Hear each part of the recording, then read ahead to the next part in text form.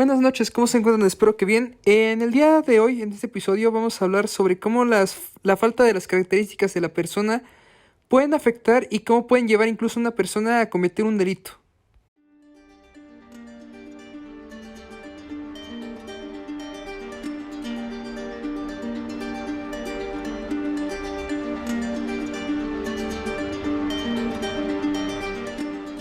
Para comenzar, es importante definir lo que es un delito. El delito es aquella conducta que va encaminada a afectar algún bien jurídico tutelado por la ley. Estos bienes jurídicos tutelados son de gran importancia para el ser humano, ya que son todos derechos los que están protegidos por las leyes del país en los que se encuentran, como podrían ser la vida, la propiedad, la libertad, la integridad física y emocional, entre otros.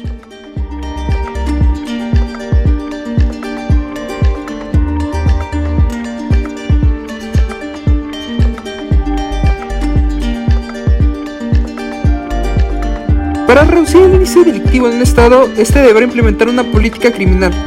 la cual puede definirse como estrategias, instrumentos y acciones por parte del Estado tendientes a controlar y prevenir delitos en cuanto a las conductas criminales, lo cual debe existir voluntad a través de las instituciones y llevar a cabo programas de intervención del delito y acciones de campo para conocer los fenómenos delictivos y atender el origen y las causas con el objeto de erradicar y así evitar que ciertos delitos aumenten.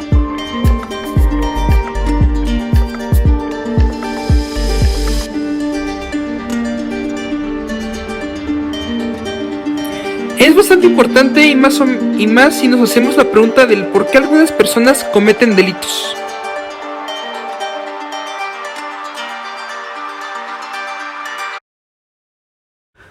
Para resolver esta pregunta es importante conocer primero las características de la persona. Una persona es un ser racional, inteligente, consciente y responsable de sí mismo y de sus actos, con identidad propia, capaz de desarrollar afectos y totalmente independiente.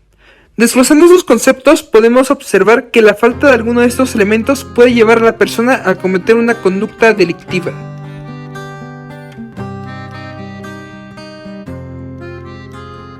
El primer concepto sería la libertad,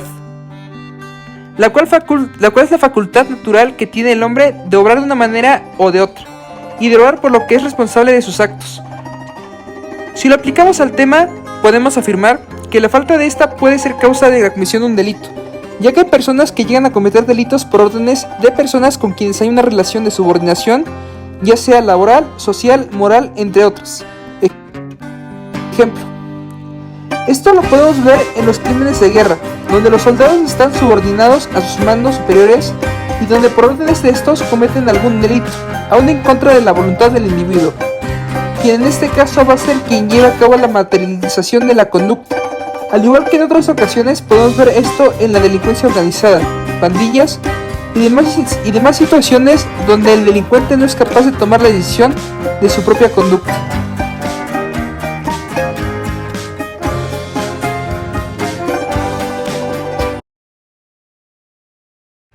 El siguiente elemento es la voluntad. Esta se puede definir como la facultad que todos los seres humanos tienen de decidir y también de ordenar su propia conducta. Este principio es sumamente importante, ya que podemos ver que en ocasiones las personas cometen delitos sin su voluntad, los cuales son conocidos como delitos culposos. Esos delitos se cometen por accidente y por suma negligencia, a manera que no hay una voluntad encaminada a perjudicar bienes jurídicos ajenos,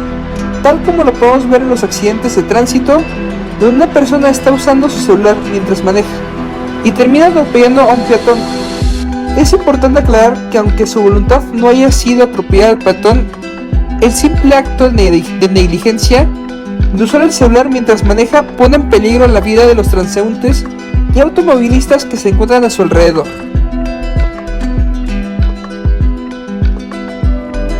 Otro principio de la personalidad que puede entrar sería la razón, que es la capacidad que tenemos para pensar,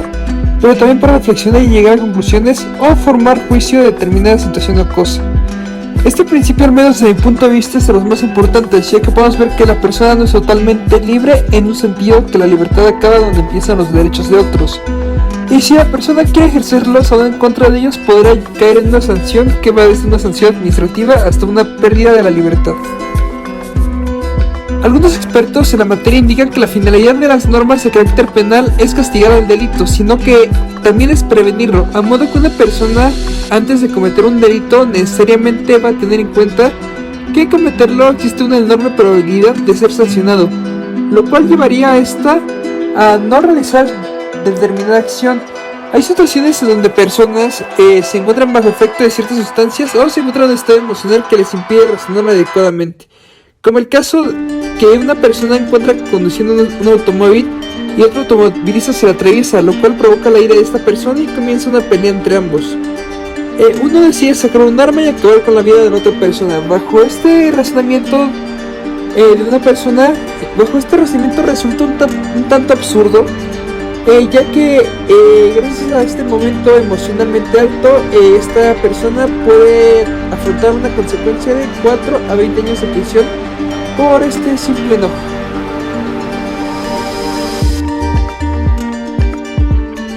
Otro principio de la personalidad que también entraría en materia de este tema sería la conciencia, que es el conocimiento del bien y el mal que permite a la persona enjuiciar moralmente la realidad y los actos, especialmente los propios. Este elemento es bastante importante, ya que para cometer libremente, irrazonablemente y voluntariamente un delito, debe necesariamente analizar por medio de un juicio moral el injusto de la conducta que se va a realizar. Muchas personas dicen que lo que lleva a un individuo a cometer un delito es su estado de necesidad, como lo podemos ver en el caso del desempleado que no tiene dinero y decide robar con violencia para comer. Y a la vez también hay varios casos, como por ejemplo el robo transeúnte. Sin embargo, todos también dicen que es la falta de educación la que lleva a las personas a cometer actos delictivos. Sin embargo, hay casos donde la persona tiene un alto nivel de vida y educación, como en el caso de Javier Duarte, el cual, a pesar de ser una persona con un alto nivel de estudios y con un sueldo bastante considerable, usó la posición política que tenía para desviar los recursos que se tenían destinados para las quimioterapias de los niños con cáncer e intercambiarlas con agua destilada con la finalidad de hacer más grande su propio patrimonio. Hay autores que dicen y que definen al delincuente como aquella persona amoral de naturaleza racional que busca maximizar su utilidad.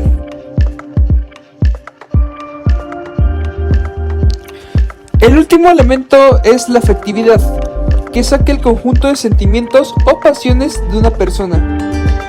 La falta de este elemento es bastante peligrosa en un individuo que ya al no presentar el afecto, esto le llevaría a no tener juicio de lo que es bueno y lo que está mal, y por ende a cometer un delito. No tendría ningún remordimiento